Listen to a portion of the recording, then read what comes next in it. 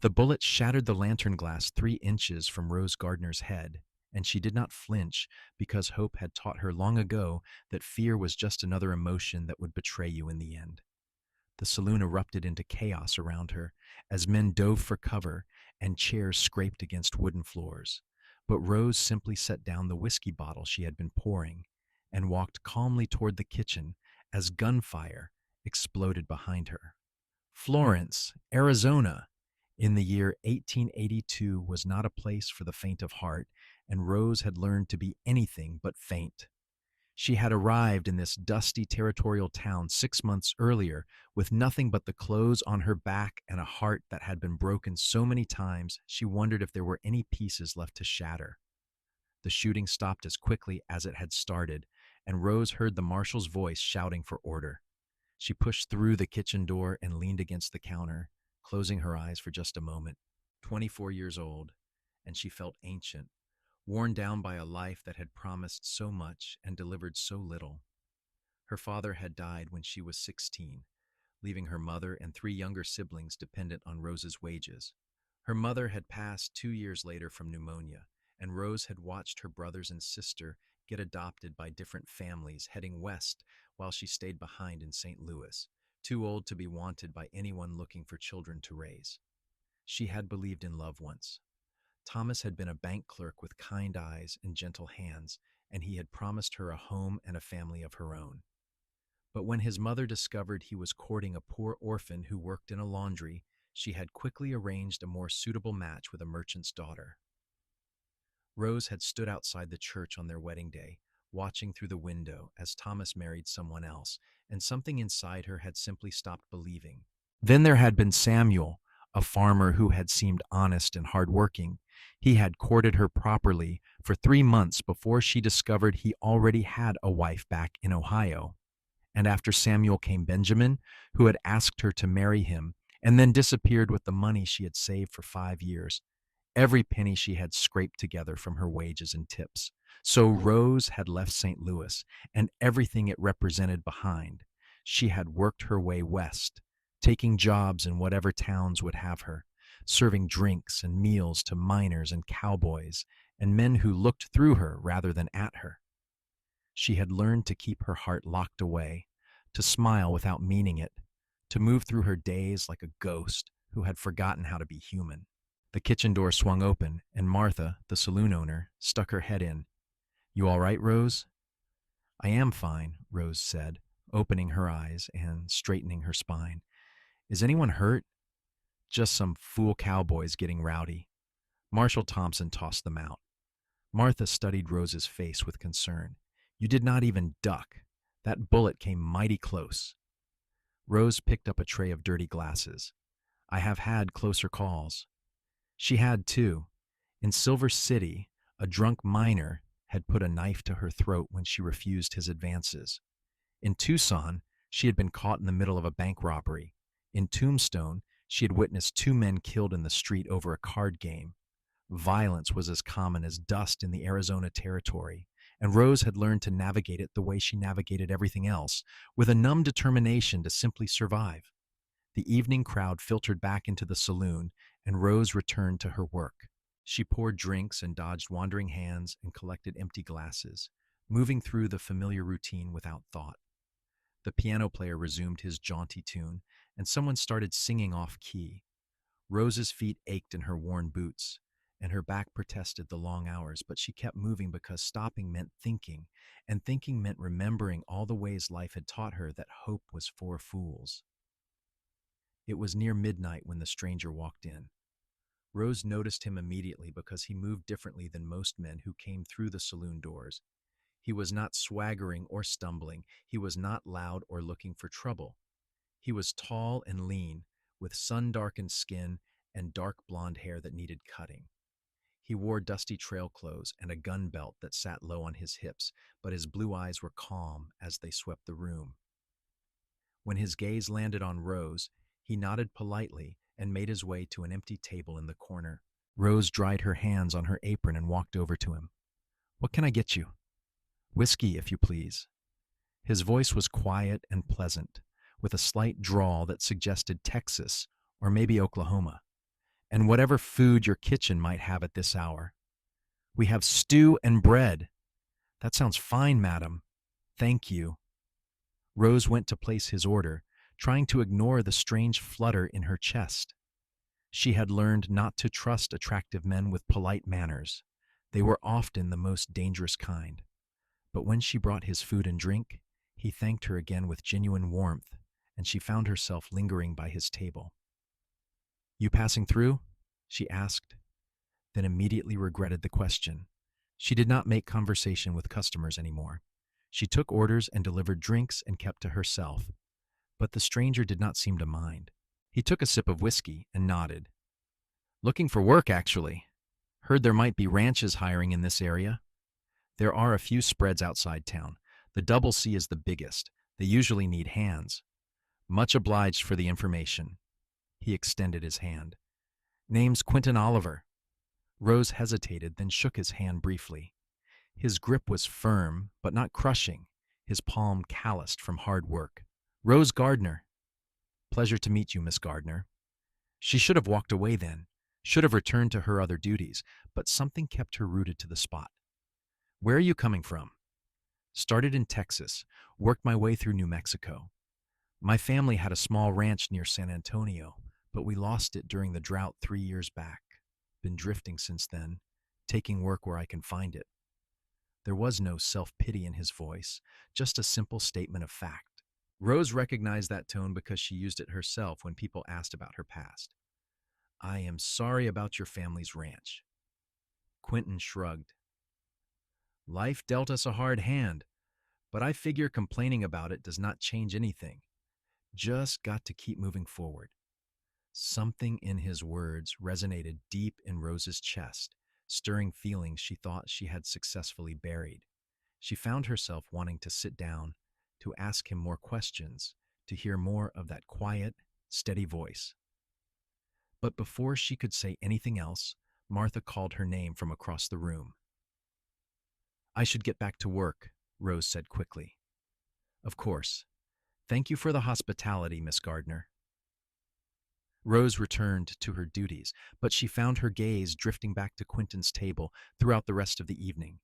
He ate his meal slowly, seeming to savor every bite, and sipped his whiskey while watching the saloon's activity with quiet interest. He did not try to join any card games or start conversations with the other patrons. He simply existed in his corner, peaceful and self-contained. When he finally stood to leave, he caught Rose's eye and tipped his hat to her. Then he was gone, disappearing into the dark Arizona night, and Rose told herself it did not matter. She would probably never see him again. Men drifted in and out of Florence constantly, here one day and gone the next. There was no reason to think Quentin Oliver was any different, but she dreamed about him that night in her small rented room above the general store. Dreamed about blue eyes and a gentle voice and hands that had touched hers without demand or expectation. She woke with tears on her cheeks and anger in her heart because she had promised herself she would not do this again, would not let anyone make her feel things that only led to disappointment and pain. 2 days passed before Rose saw Quentin again. She was walking back to her room after her shift, exhausted and looking forward to sleep, when she heard raised voices coming from the alley behind the mercantile. She should have kept walking. She should have minded her own business. But something made her pause and peer into the darkness. 3 men had someone cornered against the wall, and even in the dim light, Rose recognized Quentin's tall frame. Her heart jumped into her throat as she saw one of the men shove him hard. You think you can just waltz into town and take jobs that belong to local boys? One of the men snarled. I am not looking for trouble, Quentin said calmly. Mr. Crawford at the Double C offered me work, and I accepted. That is all. Well, we are saying you should decline that offer and move along. Another shove, harder this time. Quentin stumbled, but did not fall. Rose saw his hand hover near his gun, but he did not draw. He was outnumbered, and even if he was fast, someone would get hurt. Probably him. Rose did not let herself think. She grabbed an empty bottle from the pile beside the mercantile's back door and stepped into the alley. You boys causing trouble? All four men turned to look at her. One of the troublemakers, a ranch hand named Pete, who came into the saloon regularly, scowled. This does not concern you, Rose. Go on back to wherever you were heading. It concerns me when I see three grown men ganging up on one person in a dark alley. Rose kept her voice steady, even though her pulse was racing. That does not seem like a fair fight to me. Stay out of it, another man growled. Rose raised the bottle like a weapon. I have already sent someone to fetch Marshal Thompson. He should be here any minute. It was a lie, but it worked. The three men exchanged glances. Then Pete spat in the dirt near Quentin's boots. This is not over, Drifter. You best watch your back. They shouldered past Rose, and she pressed herself against the wall to let them by. When their footsteps faded, she lowered the bottle and found her hands were shaking. Quentin stepped forward, his expression concerned. Are you all right, Miss Gardner? I should be asking you that question. I have had worse welcomes. He studied her face in the moonlight. That was a brave thing you did. Also foolish but brave. Rose's laugh was bitter. Brave and foolish tend to go hand in hand in my experience. Why did you help me? You barely know me. It was a good question, one Rose did not have a good answer for. She set the bottle down and wrapped her arms around herself. I do not know. Maybe I am tired of watching people get hurt when I could do something about it. Quentin was quiet for a moment. Then he said softly, I am grateful regardless of your reasons. Can I walk you to wherever you are staying? It is late to be out alone. I live just above the general store. It is only a few steps. Then I will walk you those few steps, if you do not mind. They fell into step together, their boots scuffing softly on the dirt street. The town was quiet at this hour. Most of the saloons and gambling halls closed or closing. A dog barked somewhere in the distance, and Rose could hear music drifting from one of the cantinas on the edge of town. When they reached the external staircase that led to her room, Rose turned to face Quentin. Will you really take the job at the Double C, even after what just happened? I need the work, and Mr. Crawford seems like a fair man. I am not going to let some angry ranch hands run me off. He paused, then added, Besides, I have a reason to stay in Florence now. Rose's breath caught. What reason is that? I would like to get to know you better, Miss Gardner, if you would allow it. Every instinct Rose had developed over the past years screamed at her to say no, to walk away, to protect herself from the inevitable hurt that would follow. But looking into Quentin's earnest blue eyes, she found herself saying, I work every evening at the saloon, but my afternoons are free.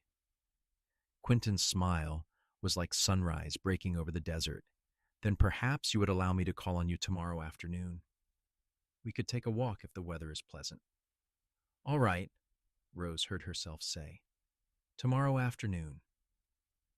She climbed the stairs to her room, feeling both terrified and exhilarated, and she did not sleep that night for wondering what she had just agreed to. The next day dragged by with agonizing slowness. Rose cleaned her small room twice, changed her dress 3 times, and spent far too long pinning up her dark auburn hair. When Quentin knocked on her door at 2 o'clock, she nearly jumped out of her skin. He had cleaned up since the night before, his hair combed back and his clothes freshly brushed. He held his hat in his hands and smiled when she opened the door. Good afternoon, Miss Gardner. You look lovely. Rose glanced down at her simple blue dress, one of only 3 she owned. Thank you. You did not have to say that. I know I did not have to. I said it because it is true. They walked through Florence's dusty streets, past the courthouse and the church, past houses with small gardens struggling against the harsh desert climate. Quentin talked about his work at the Double C, describing the ranch and the cattle and the other hands he was working alongside. Rose found herself relaxing as she listened, his voice soothing in its steadiness. What about you? Quentin asked as they paused near a small creek bed that ran along the edge of town, dry now in the autumn heat. How did you end up in Florence? Rose had prepared herself for this question, but it still made her chest tighten. I have been moving west for a few years now, working in saloons and restaurants, saving what I can. Florence seemed as good a place as any to stop for a while. You have family somewhere? No, they are all gone. Quentin heard the finality in her voice and did not press. Instead, he picked up a smooth stone and sent it skipping across the creek bed's sandy bottom. I lost my parents and my younger brother when the ranch failed. My parents died of broken hearts, I think. And my brother headed to California to try his luck in the goldfields. Have not heard from him in over a year. I am sorry. Life is hard out here, but it is also beautiful in its own way.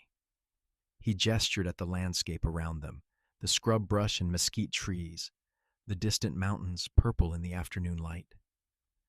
There is something honest about the desert. It does not pretend to be anything other than what it is. Rose looked at the harsh, unforgiving terrain and tried to see what Quentin saw: beauty and honesty instead of desolation and danger.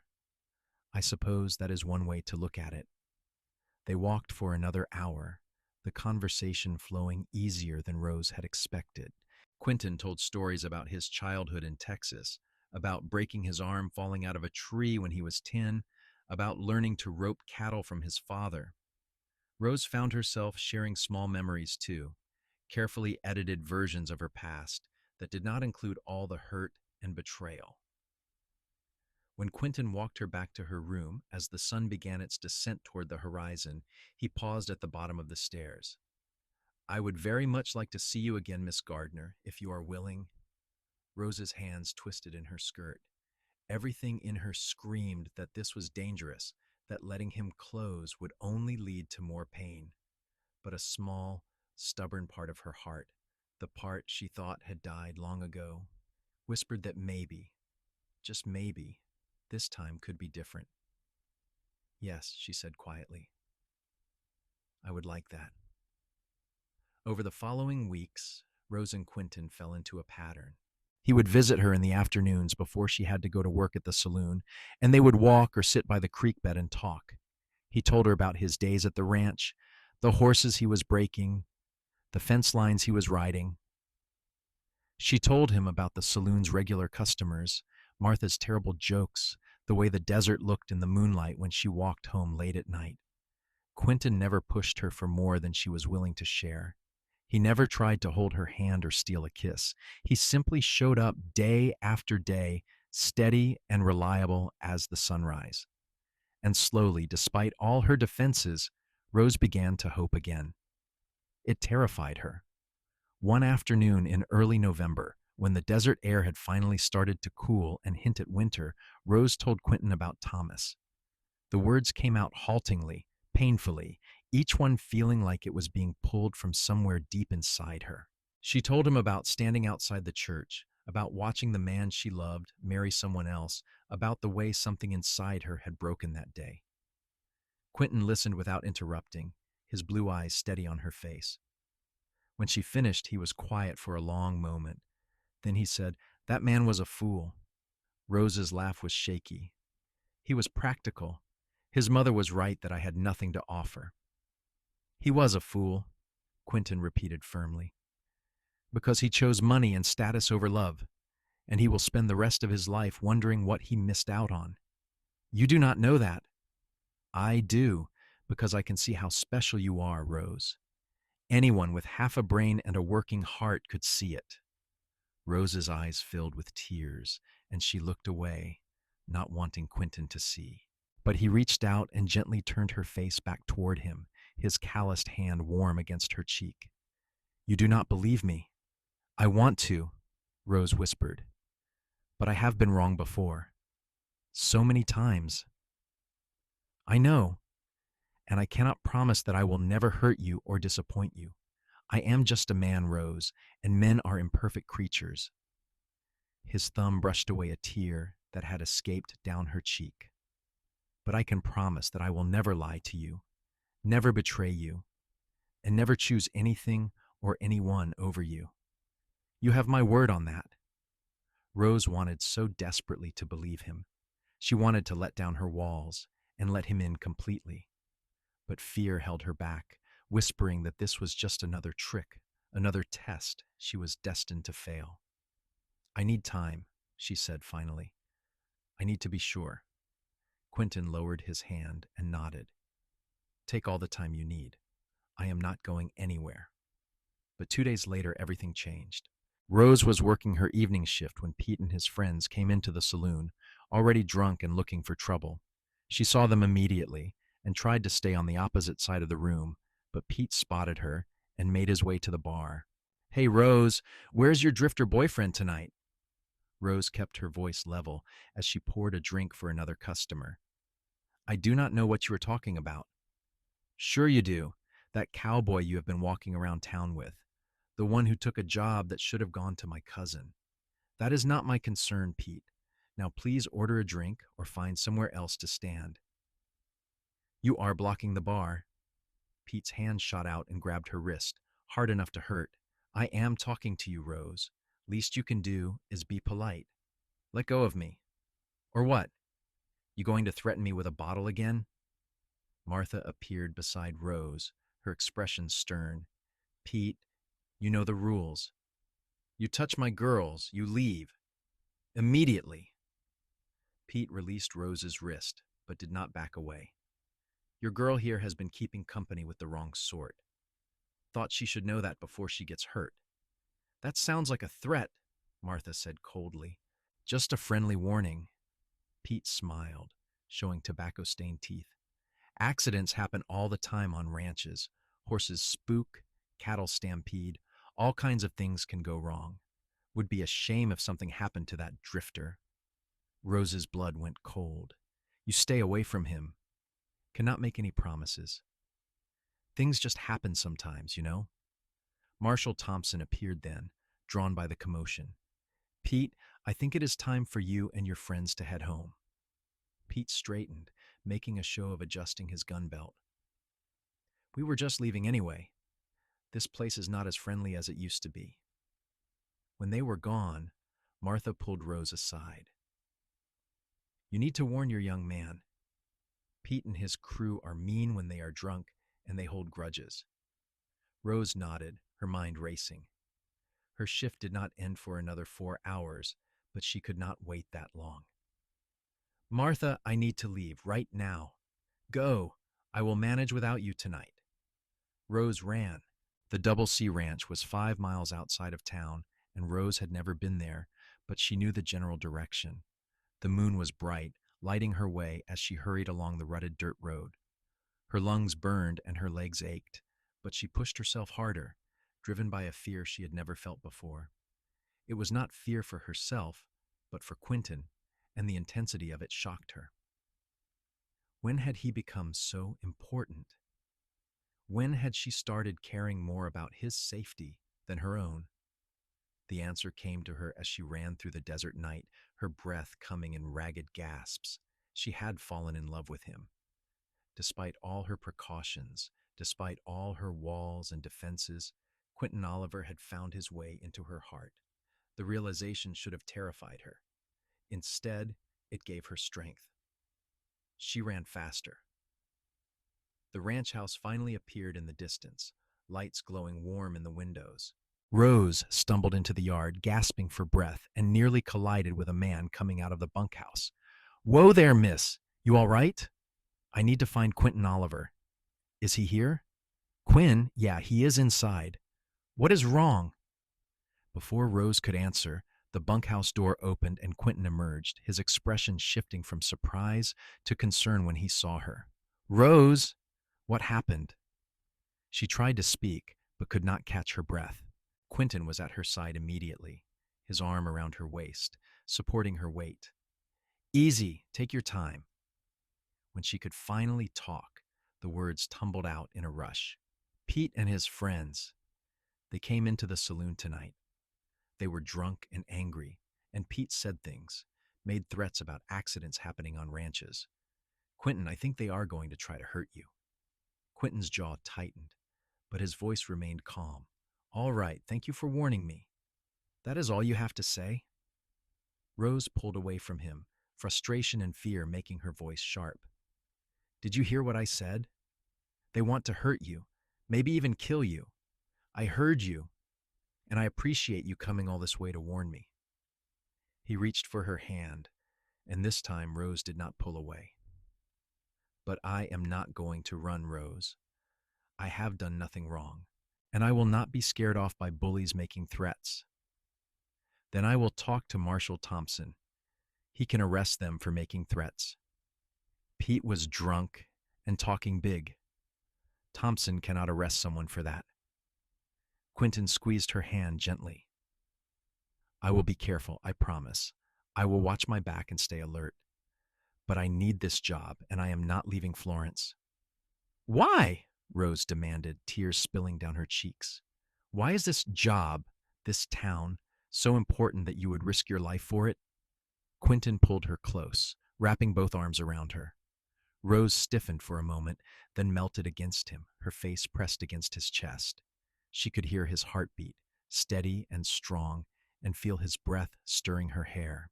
"Because you are here," he said softly. "And I have traveled through a lot of towns and met a lot of people, but I have never met anyone like you, Rose Gardner.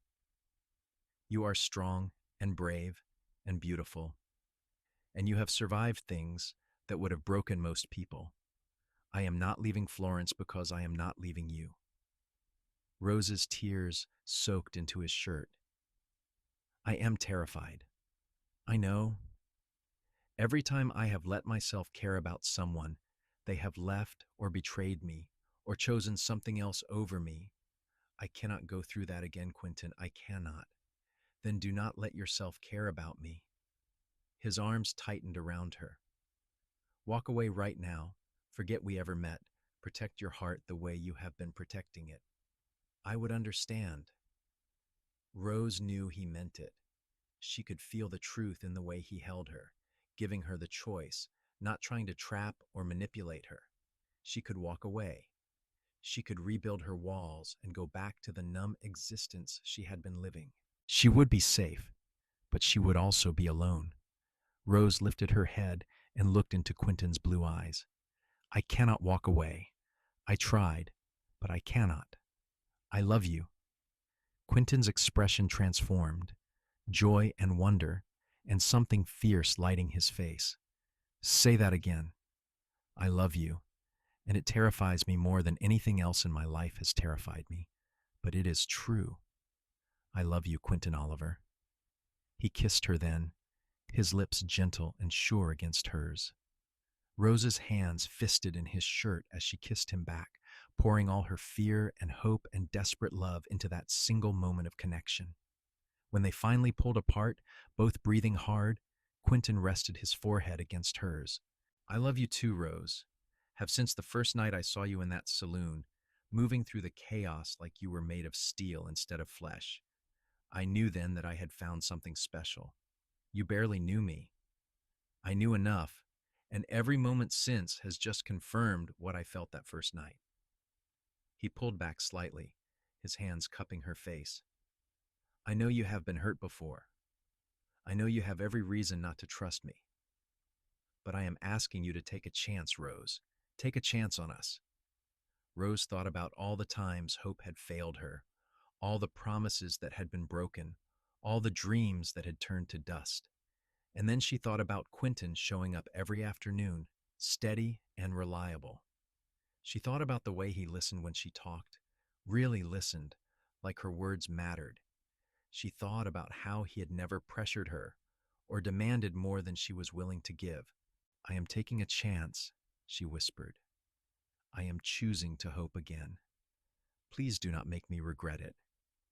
I will spend the rest of my life making sure you do not regret it. That is a promise."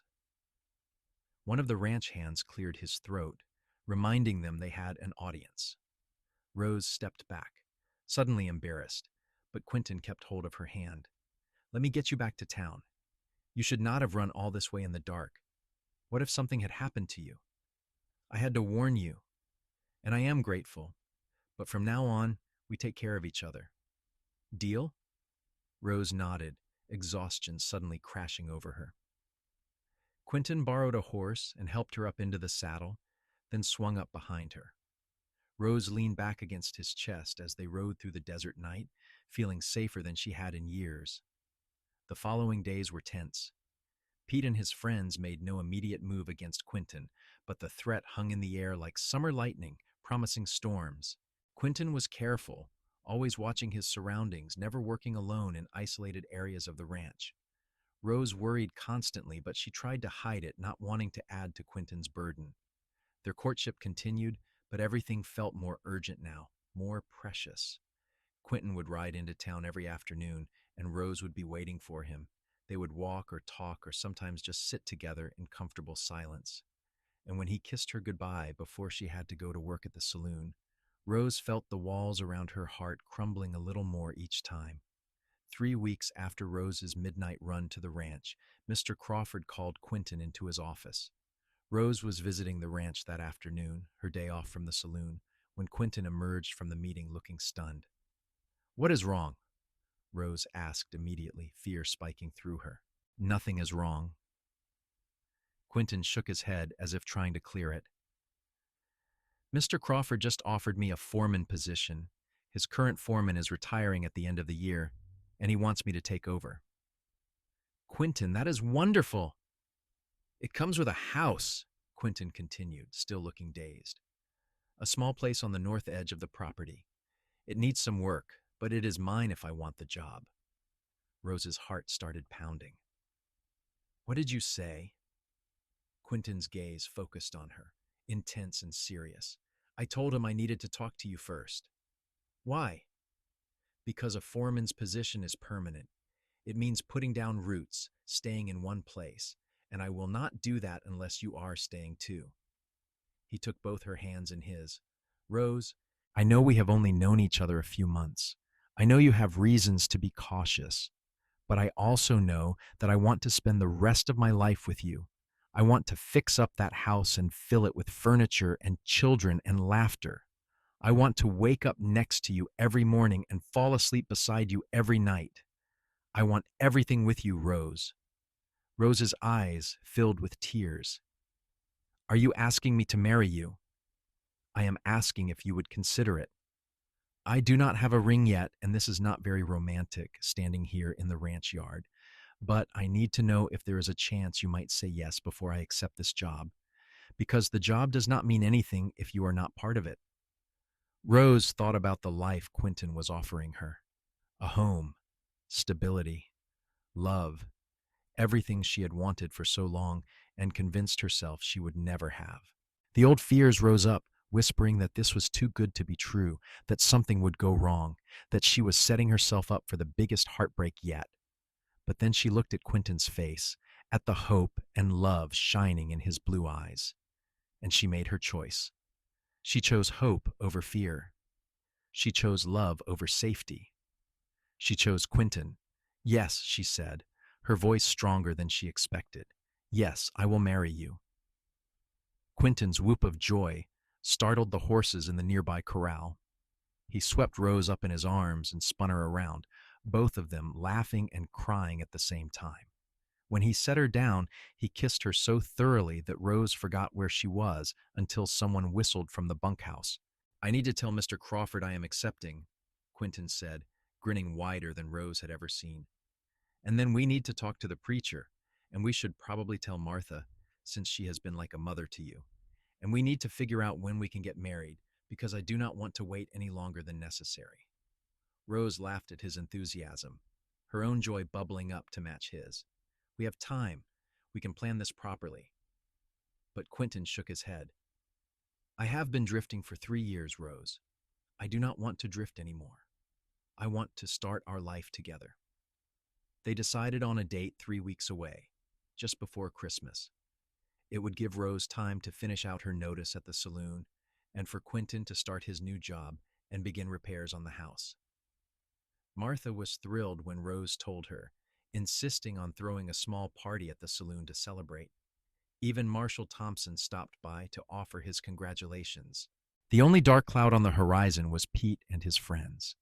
They had been conspicuously absent from town since Quentin accepted the foreman position, and Rose could not shake the feeling that they were planning something. Quentin shared her concern, but there was little they could do except stay alert. 1 week before the wedding, Rose was helping Quentin work on the house.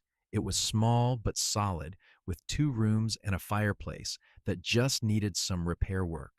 Rose was scrubbing years of dust and grime off the windows while Quentin patched holes in the roof when she heard horses approaching fast. She stepped outside and her stomach dropped. Pete and 4 other men were riding toward the house, and they did not look friendly. Rose ran inside and grabbed the rifle Quentin had left leaning against the wall. "Quentin!" she called up to the roof. "We have company." Quentin was down the ladder in seconds, his own rifle in hand. He positioned himself in the doorway, and Rose stood beside him, her heart hammering but her hands steady on the weapon. Pete reined in his horse about 20 feet away. "Well, well. Playing house already, are you? What do you want, Pete?" Quentin's voice was calm but firm. "I want you gone. We all do." Pete gestured to the men with him. "You come into our town, take our jobs, and now you are getting promoted over men who have been working these ranches for years? It is not right." Mr. Crawford made his decision based on ability and work ethic. If you have a problem with it, take it up with him. "Oh, we plan to. Right after we convince you that Florence is not a healthy place for you to be." The men with Pete spread out, hands hovering near their guns. Rose's finger moved to the rifle's trigger. She had never shot anyone before, never even fired a gun at a living target, but if Pete and his men threatened Quentin, she would not hesitate. "You need to leave," Quentin said. "Right now, before this becomes something nobody can take back. We are not leaving until you agree to turn down that foreman job and get out of Arizona. That is not going to happen." Pete's face darkened. "Then I guess we do this the hard way." His hand dropped toward his gun, and everything happened at once. Quentin raised his rifle, Rose did the same, and the sound of more horses approaching made everyone freeze. Mr. Crawford appeared with 6 ranch hands, all armed, all looking ready for trouble. "What is going on here?" Crawford's voice boomed across the yard. Pete's hand moved away from his gun. "Just having a conversation with your new foreman." "Looked like more than a conversation to me. Looked like you and your boys were about to start shooting on my property." Crawford urged his horse forward until he was between Pete and the house. "I have been hearing rumors about trouble you have been stirring up, Pete. Been hearing that you and yours have been making threats against Quinn here. He does not belong here. That is my decision to make, not yours, and I have made it. Quinn is my new foreman, and anyone who has a problem with that can find employment elsewhere." Crawford's gaze swept over the other men. "That goes for all of you. You ride off my property right now, or I send word to every rancher in this territory that you are troublemakers. You will never work in Arizona again." For a long moment, nobody moved. Then one of the men with Pete wheeled his horse around and rode away. Another followed. Then another. Soon only Pete remained, his face twisted with impotent rage. "This is not over," he spat. "Yes, it is," Crawford said flatly. "I see you near Quinn or his fiancée again. I will have Marshal Thompson lock you up. Now get off my land." Pete jerked his horse's reins and galloped away. Rose sagged against the doorframe, her legs suddenly shaky. Quentin wrapped an arm around her waist, supporting her. "Thank you, sir," Quentin said to Crawford. "No need for thanks. You are one of my men now, and I take care of my own." Crawford's expression softened as he looked at Rose. "You all right, miss?" "I am fine, just a little shaken." "Understandable. Why do not you two take the rest of the day off? This house will still be here tomorrow." But Rose shook her head. "No, we have a wedding to prepare for, and I am not letting Pete or anyone else delay it. We are finishing the work on this house today." Crawford smiled. "You got yourself a strong woman there, Quinn. You are a lucky man." "I know it, sir. I know it." After Crawford and his men left, Quentin pulled Rose close and just held her for a long time. "You were prepared to shoot for me." "Of course I was. I told you I love you. That means I will protect you. just like you protect me. My fierce, brave Rose. Quentin kissed her forehead. I am the luckiest man alive. They finished working on the house as the sun set, painting the desert in shades of gold and crimson. Rose stood in the doorway of what would soon be her home and felt something she had not felt in years. She felt settled. She felt safe. She felt hopeful. The wedding took place on December 23rd in Florence's small church. Martha stood up with Rose, and one of the ranch hands stood with Quentin. Most of the town turned out for the ceremony, packing the simple wooden pews. Rose wore a blue dress that Martha had helped her sew, and Quentin wore his best clothes, his hair slicked back and his face clean shaven. When the preacher asked if anyone objected to the union, Rose's heart stopped. But the church remained silent, and the ceremony continued. Quentin's voice was steady as he spoke his vows, promising to love and honor Rose for the rest of his life. Rose's voice shook as she made her own promises, but the tears streaming down her face were tears of joy. When the preacher pronounced them husband and wife, Quentin kissed Rose like she was precious and fragile and fierce all at once. The congregation erupted in applause, and Martha threw rice as the newlyweds walked down the aisle. The saloon hosted a small reception, with food and music and dancing. Rose laughed more in those few hours than she had in years, surrounded by people who had become friends, married to a man who had become her entire world. When Quentin took her hand and led her outside into the cool December night, Rose went willingly. They rode back to their house, their home, under a sky full of stars. Quentin carried Rose over the threshold, and she clung to his neck, breathing in the scent of him, feeling his strength and warmth. I love you, she whispered against his ear. I love you so much it scares me. Do not be scared. Quentin set her down gently, his hands framing her face. I am not going anywhere, Rose. Not tomorrow, not next year, not ever. You are stuck with me for the rest of your life. Promise? I promise. I have never broken a promise to you, and I am not about to start now. They made love for the first time that night, and Rose discovered that physical intimacy could be tender and passionate and safe all at once. Afterward, lying in Quentin's arms in the bed they would share for the rest of their lives, Rose finally understood what it meant to be truly happy. What are you thinking? Quentin asked, his fingers trailing lazy patterns on her shoulder. I am thinking about how many times I wanted to give up on hope, how many times I convinced myself that love was not real, that I would never find someone who would choose me and keep choosing me. And now I am glad I did not give up. I am glad I kept going, kept moving west, kept surviving. Because it brought me to Florence. It brought me to you. Quentin kissed her temple. I spent 3 years drifting from place to place, never feeling like I belonged anywhere. And then I walked into a saloon in a dusty Arizona town and saw you, and suddenly I knew exactly where I was supposed to be. You really felt that immediately? I really did. You can call it fate or luck or chance. But I knew. Rose tilted her head back to look at him. I did not know right away. I was too busy protecting myself. I know, but I could wait. I would have waited as long as it took. You gave me hope, Rose said softly.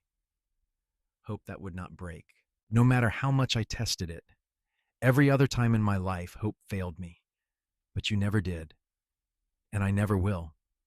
They fell asleep tangled together, Rose's head on Quentin's chest, his arms wrapped securely around her. The winter passed in a blur of hard work and new routines. Quentin took to his foreman duties with the same steady competence he brought to everything, and the ranch hands quickly learned to respect his fair but firm leadership. Rose transformed their little house into a home, sewing curtains and rugs, planting a small garden that would hopefully survive the harsh Arizona climate. They had their first real argument in February over something trivial that Rose could not even remember later. But instead of walking away or letting it fester, they talked it through, both of them learning how to communicate and compromise. Rose had braced herself for Quentin to storm off or say something cruel in anger, but he never did. He stayed and worked through the problem with her, and afterward, Rose loved him even more. Spring arrived, bringing wildflowers to the desert and new calves to the ranch. Rose discovered she was pregnant in April, and Quentin's reaction was everything she could have hoped for. He picked her up and spun her around, then immediately set her down, worried he had hurt the baby. Rose laughed at his sudden cautiousness, but she also found it endearing. The pregnancy was not easy. The summer heat was brutal, and Rose battled morning sickness that lasted all day. But Quentin was there through it all, holding her hair when she was sick, bringing her cool water, rubbing her aching back. He took over the heavier chores around the house without complaint and made sure Rose rested as much as her stubborn nature would allow. One afternoon in late July, Rose was sitting on the porch, trying to catch any hint of a breeze when Martha came riding up in a wagon. She had closed the saloon the previous month, deciding she was ready to retire, and had bought a small house in town. "Brought you some things," Martha announced, climbing down from the wagon with surprising agility for a woman in her 60s. "Baby clothes I saved from when my daughter was born, and some fabric I thought you could use." Rose hugged her tightly. "You did not have to do that. I wanted to. You are like a daughter to me, Rose. I want to make sure you and this baby have everything you need." They spent the afternoon sorting through baby things and talking about the future. Martha had known Rose during her darkest days in Florence, had seen the walls Rose kept around her heart. "I am proud of you," Martha said suddenly, "for taking a chance on love. It would have been easier to stay closed off, but you chose the harder path, the braver path." Rose's hand went to her swollen belly. "I am glad I did. Terrified but glad. That is what love is, honey. Terror and joy all mixed up together." The baby came in early October, during the first cool snap of autumn.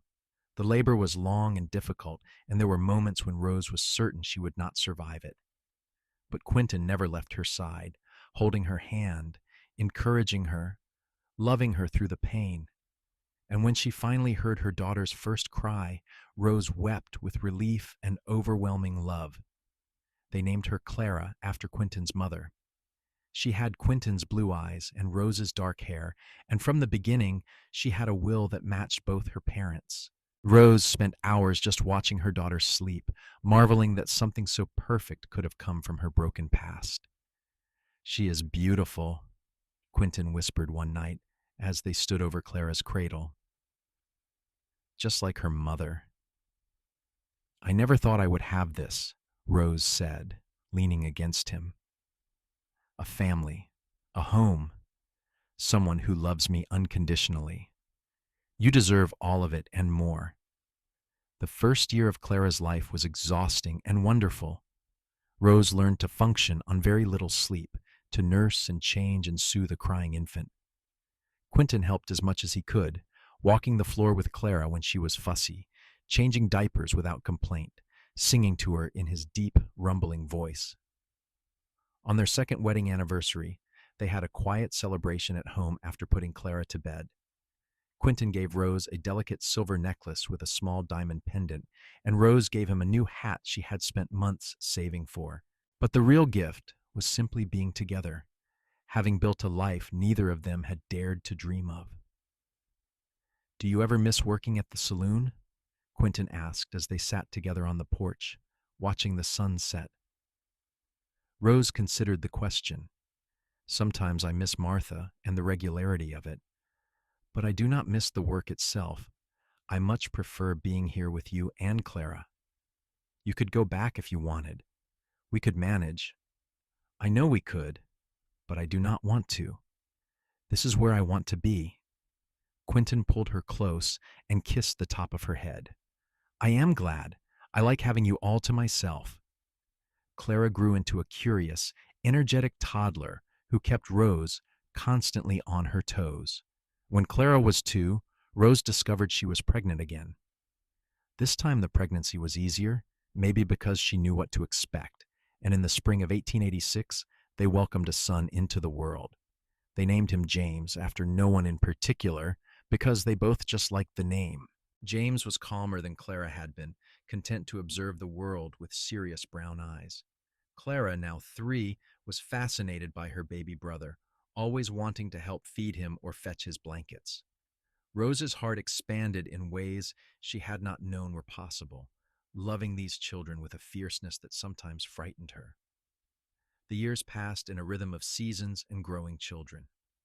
Quentin continued to excel as foreman, and Mr. Crawford came to rely on him for more than just managing the ranch hands.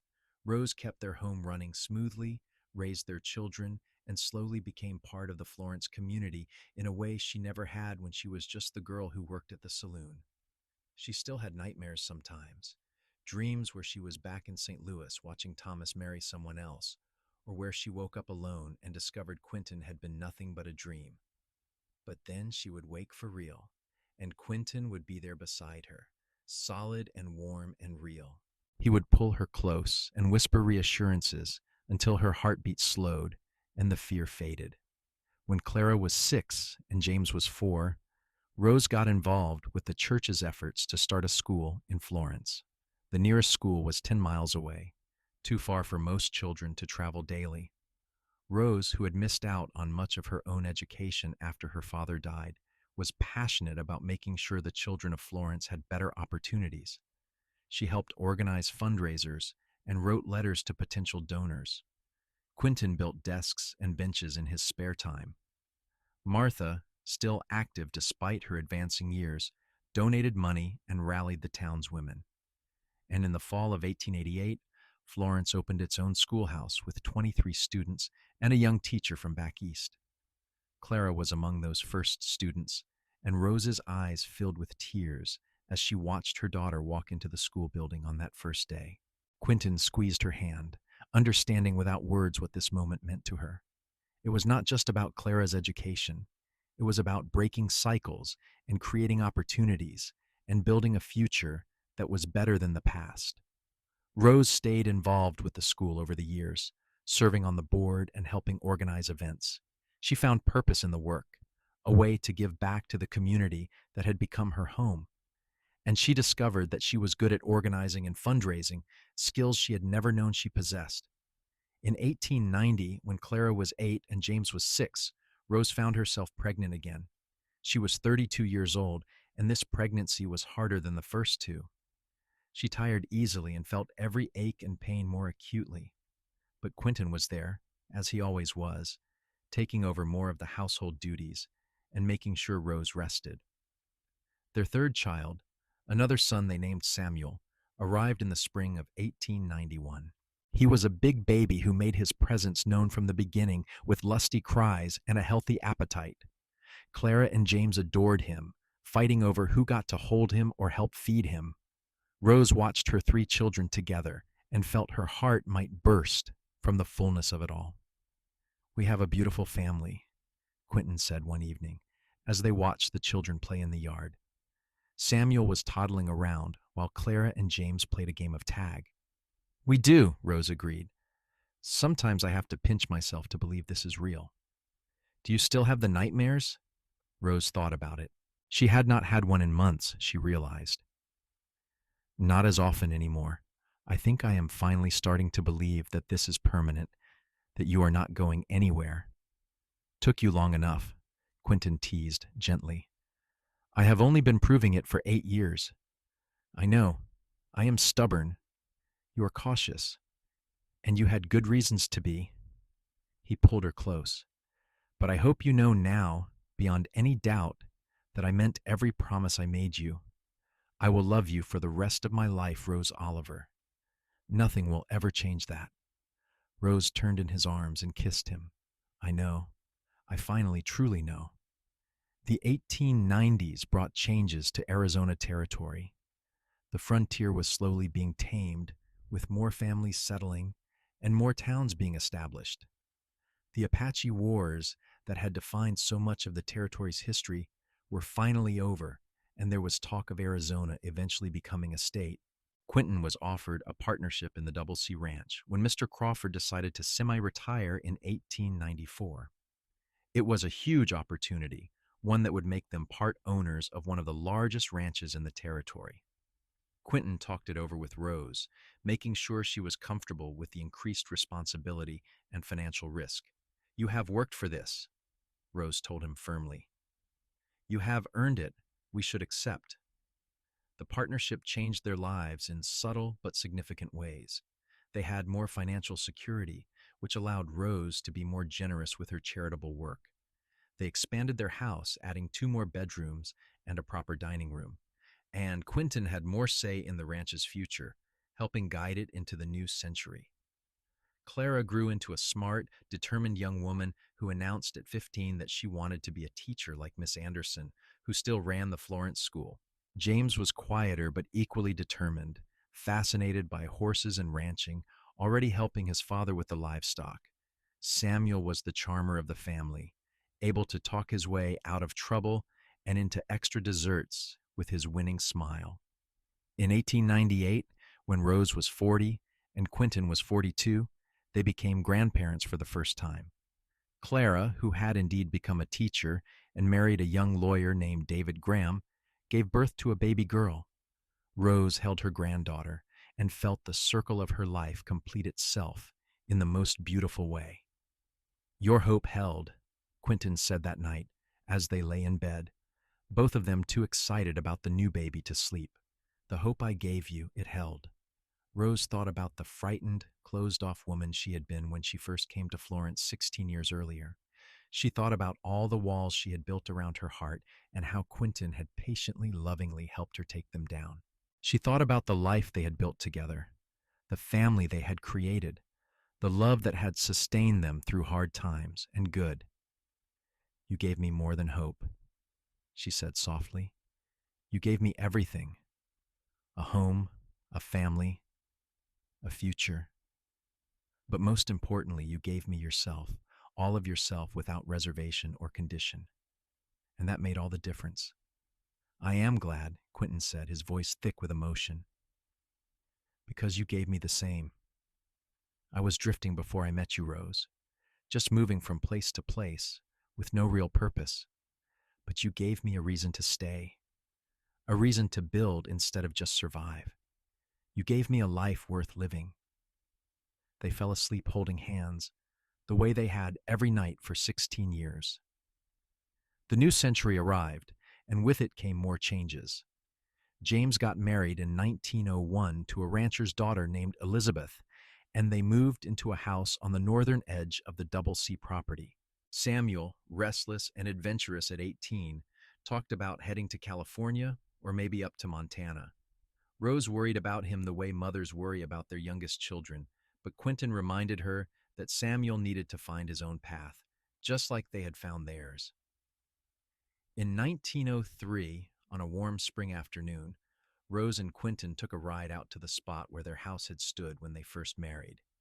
The original structure was gone now, replaced by the larger home they had built, but the location was the same. They dismounted and stood looking out at the desert landscape that had been the backdrop of their entire life together. "Do you remember the day Pete and his men came here?" Quentin asked. "You were ready to shoot them to protect me. I remember I was terrified but determined. I could not lose you. I knew that day without any doubt that you loved me, that you had finally let me all the way in." Rose leaned against him. "You were so patient with me, so willing to wait while I figured out how to trust again. You were worth waiting for, worth everything." They stood in comfortable silence for a while, watching the afternoon sun paint the mountains in shades of purple and gold. Rose thought about the 21 years they had been married, all the joys and challenges they had faced together. 3 children raised, a ranch partnership, a place in their community, a love that had only deepened with time. "I want to tell you something," Rose said suddenly. "Something I have never said out loud before." Quentin turned to face her, his blue eyes attentive. "What is it?" "When I came to Florence, I had convinced myself that I was fine being alone, that I did not need love or companionship or hope. I told myself I was strong enough to just exist without really living. She paused, gathering her thoughts. But I was not fine. I was dying inside, little by little, day by day. And then you walked into that saloon and you saw me, really saw me. Not just a girl serving drinks, but a person with a heart and dreams, and a desperate need to be loved. Tears spilled down Rose's cheeks, but she was smiling. You saved my life, Quentin. Not in some dramatic, obvious way, but in the most important way. You reminded me how to hope, how to love, how to live, and I have never properly thanked you for that. Quentin's own eyes were wet. Rose, you saved me just as much. I was lost before I found you, and you gave me purpose and direction and a reason to be a better man. We saved each other. He pulled her into his arms, and they stood there in the place where their life together had really begun, holding each other as the sun set over the Arizona desert. Rose felt a peace so profound it was almost overwhelming. This was happiness. This was home. This was everything she had been searching for without knowing how to name it. Promise me something, Rose said into Quentin's chest. Anything. Promise me we will never take this for granted. Promise me we will remember how precious this is, what we have built together. I promise. Every single day I wake up grateful that you chose to hope again, that you chose me. They rode back to their house as darkness fell, the lights from the windows warm and welcoming. Clara had brought the grandchildren for dinner, and James and Elizabeth had come too. Samuel was there, having delayed his departure for California for a few more weeks. The house was full of noise and laughter and life. Rose stood in the doorway for a moment, taking it all in. Her family, her home, her life. Everything she had been told she could never have. Everything she had stopped believing was possible. And it was all real, all hers. All because one cowboy had walked into a saloon and seen past her walls to the woman beneath. Quentin came up behind her and wrapped his arms around her waist. What are you thinking? I am thinking about how different my life could have been if I had stayed in St. Louis, if I had never come to Florence, if you had ridden past this town instead of stopping here.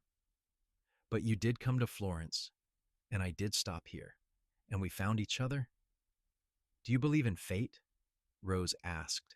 Quentin considered the question. I believe that we make choices every day, and those choices shape our lives. You chose to come west. I chose to look for work in Florence. We chose to give love a chance, and all those choices led us here. Then I am grateful for every choice we made, even the hard ones. Years continued to pass, each one bringing new joys and occasional sorrows. Mr. Crawford passed away in 1905, leaving his share of the ranch to Quentin in his will. The responsibility weighed heavy, but Quentin rose to meet it, managing the ranch with wisdom and fairness. Rose continued her work with the school and became involved with the church's outreach programs, helping families in need throughout the territory. Clara gave them 3 more grandchildren, and James and Elizabeth added 2 sons to the family. Samuel finally headed to California in 1906, but he returned 2 years later with a wife and stories of adventure. He settled on a piece of land adjacent to the Double C and started his own small ranch. In 1910, Rose turned 52 years old, and Quentin threw her a surprise party that brought together seemingly everyone they had ever known in Florence. Martha was there, now 83 and still sharp as a tack. Marshall Thompson, retired but still commanding respect. The current preacher and the school teacher and dozens of friends and family members. Rose stood in the middle of the celebration and felt overwhelmed by gratitude. These people were her community, her chosen family beyond the one she and Quentin had created. They had witnessed her transformation from a guarded, hurt young woman to a wife and mother and pillar of the community. They had celebrated her joys and supported her through challenges. You have built a good life, Martha said, coming to stand beside Rose. I am proud to have been part of it.